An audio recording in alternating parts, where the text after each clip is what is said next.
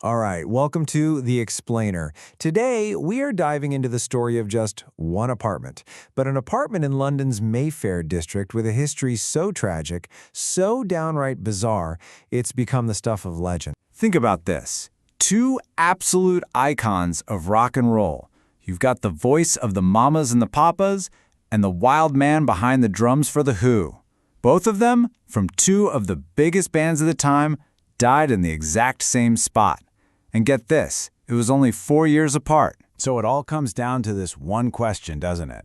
Can a place actually be cursed? I mean, this is the question that tormented the flat's owner and has kept music fans talking for decades. So let's really dig in. What happened inside that apartment? Okay, so our story takes place in this top-floor, two-bedroom flat.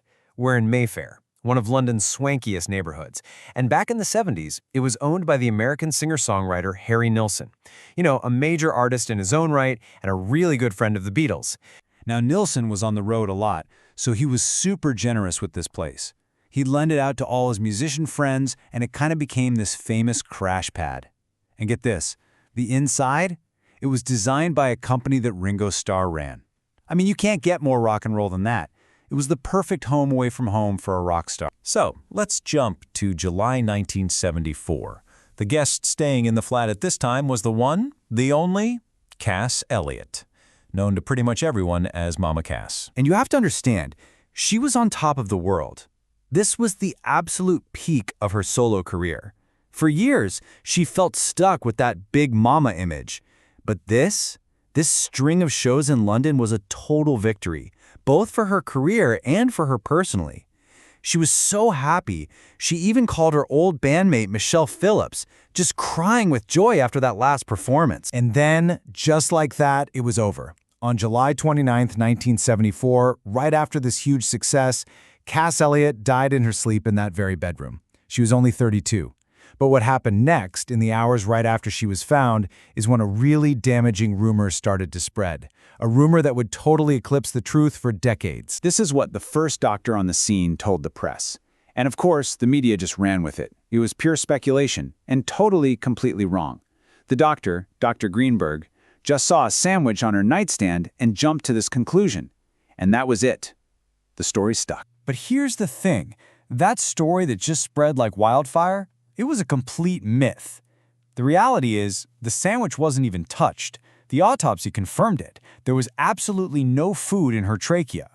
It's so sad, her sister even talked later about how this awful urban legend turned into this cruel joke that just completely overshadowed her incredible talent. So what really happened? Well, the official cause of death was heart failure. And the tragic irony here is just gut-wrenching. Her death had nothing to do with gluttony. It was actually linked to her constant struggle with her weight and all these dangerous crash diets she was doing to try and escape that public image. Her heart, it had just been weakened too much. It just gave out. All right, fast forward 4 years. Harry Nilsson, as you can imagine, is pretty spooked by what happened in his flat. He's really hesitant, but he gets talked into lending it to another friend, the legendary and famously wild drummer for The Who, Keith Moon. Now, Keith was in a bad way. He was trying to get a handle on his severe alcoholism, and he was doing it at home. He was terrified of going back into a psychiatric hospital. On his last night, he actually went to a movie premiere with Paul McCartney. But people said he seemed agitated, restless, and he ended up going back to the flat early. And that's when he turned to this very powerful drug that was supposed to help him with withdrawal. The drug was called clomethazole. And yeah, it's prescribed for alcohol withdrawal, but it is incredibly dangerous if you're not supervised. I mean, we're talking about Keith Moon here, a guy famous for his impulsiveness. Giving him this drug to take on his own, it was a massive, massive risk. So his new doctor, who apparently didn't know about Moon's long history of abusing prescription drugs, hands him a full bottle, 100 pills. And the instructions were so simple. Take one when you have a craving, but do not take more than 3 in a single day. And on September 7th, 1978, Keith Moon died from an overdose. In that flat, the coroner found 32 pills in his system. 32. That's more than 10 times the maximum daily dose. And just like Mama Cass, he was also 32 years old. Okay, let's just pause and take stock here. We've got two huge rock stars, dead in the same apartment at the exact same age. That's already unbelievable. But the connections, the coincidences, they actually go even deeper than that. I mean, look at this. When you lay it all out, it's just staggering. Same location, obviously. Flat 12, 9 Curzon Place. But they also died in the same bedroom. And according to a lot of what's been written, it was in the very same bed. Both were 32. One in 74, one in 78. You can totally see why people started to feel like this place was, cursed. And this quote, this is what Pete Townsend, Moon's own bandmate, said to convince a very reluctant Harry Nilsson to let Keith stay there. Lightning does not strike in the same place twice. Wow. The irony is just, it's chilling. He was so tragically wrong. So what happened next?